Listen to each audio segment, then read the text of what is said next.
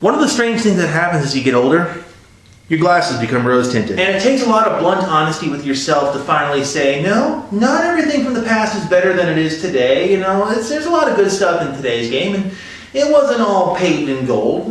But that being said, there's a lot of things I wouldn't mind seeing brought into the present tense. Which actually brings me to this particular video. Over on Expert Village, there's a guy who talks about paintball gear and stuff like that, and once I start talking about it, you know who I'm talking about. I would do a picture-in-picture. I just don't feel like dealing with copyright stuff. But this guy's talking about paintball gear and technology, but one of the big things that he talks about is paintball guns. He calls them weapons. And this always brings people out of the woodwork saying, what's he gonna do, kill people with that? Oh my god, I'll pull it in and all this, that, and the other thing. But here's the thing.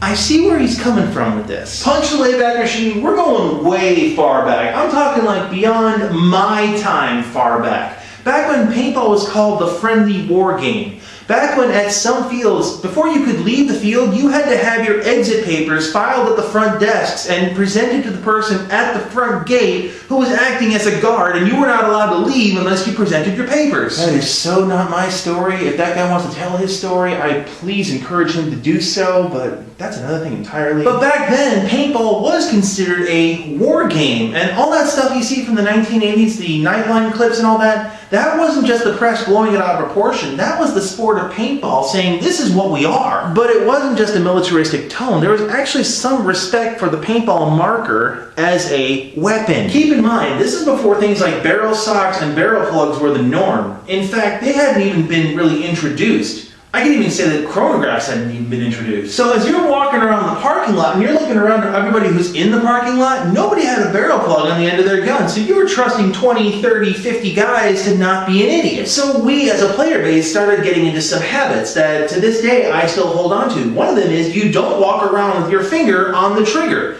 Hell, most guys didn't even walk around with their finger on the hand grip. The reason is that a lot of these people would take the safety right off their gun because the safety would just flop back and forth anyway, so just take that damn thing off. So in order to make sure that your gun was absolutely safe, because you didn't know if a ball was chambered or not, you just didn't have your finger anywhere near the trigger. To this day, if you ever see me at the chronograph line, if I'm not immediately on the chronograph, I'll either be holding the gun by the back of the body, or I'll be holding it with the butt or the tank in my hand and the barrel pointed straight up. So this is what I mean by having some respect for the paintball marker as a weapon. You treat it as if it were ready to fire at any given moment. Now as I compare this to today, I see a lot of people walking around with their hand on their hand guard with their fingers in the grip, and every once in a while you hear the gun go off and you'll hear the barrel sock and go boom.